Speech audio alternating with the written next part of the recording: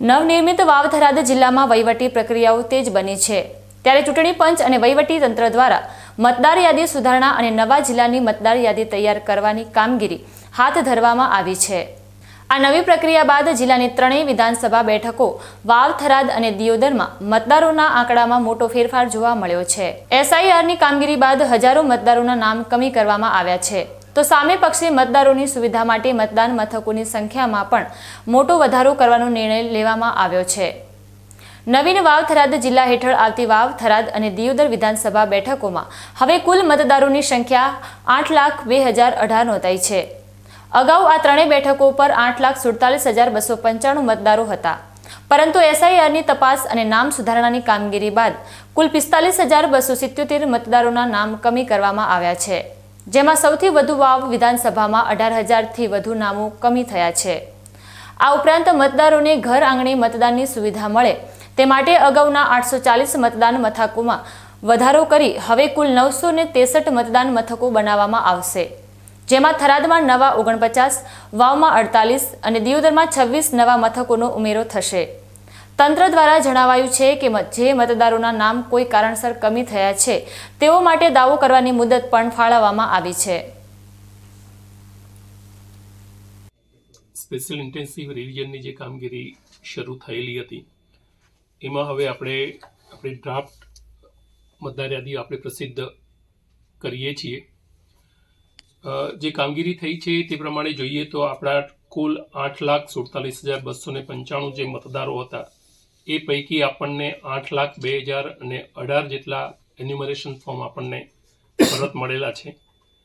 તે પૈકી 45,277 એ મતદારો આપણને કાં તો એ લોકો શિફ્ટ થઈ ગયા છે, કાં તો મૃત્યુ થઈ ગયા છે, અથવા કોઈ કારણસર આપણને સ્થળ ઉપર મળેલા નથી। એટલે હવે આપણને 8,47,295 માંથી 45,277 બાદ કરીએ તો આપણે આપણા ડ્રાફ્ટ રોલમાં 8,02,018ની જે મતદારો છે એની ડ્રાફ્ટ રોલ આપણે પ્રસિદ્ધ કરીશું।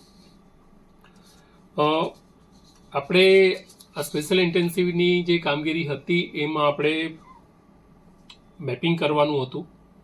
એમાં આપણને 11,060 મતદારો એવા છે કે જેનું આપણે મેપિંગ કરી શક્યા નથી, તો એમની પાસેથી હવે આપણે એમાં એવું નથી કે એમના નામો મતદાર યાદીમાંથી નીકળી જશે, એમની પાસેથી આપણે પુરાવા લેવાના છે અને જેમ જેમ એ લોકો પુરાવા આપશે એમ પછી એમનું નામો આપણે એની અંદર સમાવેશ કરવાની કાર્યવાહી આપણે આગળ કરીશું। તે સાથે જ હવે પછીના 2 તબક્કા, આ વીકના શનિ રવિ અને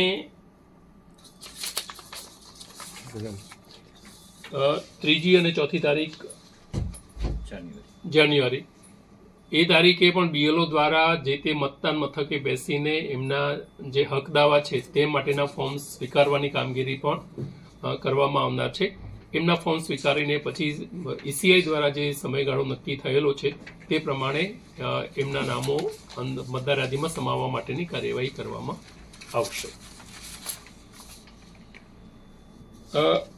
બીજી એક અગત્યની જે કામગીરી કરવામાં આવી છે તેમાં ઈસીઆઈની જે સૂચના છે તે પ્રમાણે દરેક મતદાન મથકે 1200 જેટલા મતદારોને આપણે મતદાન મથકમાં સમાવવાના છે।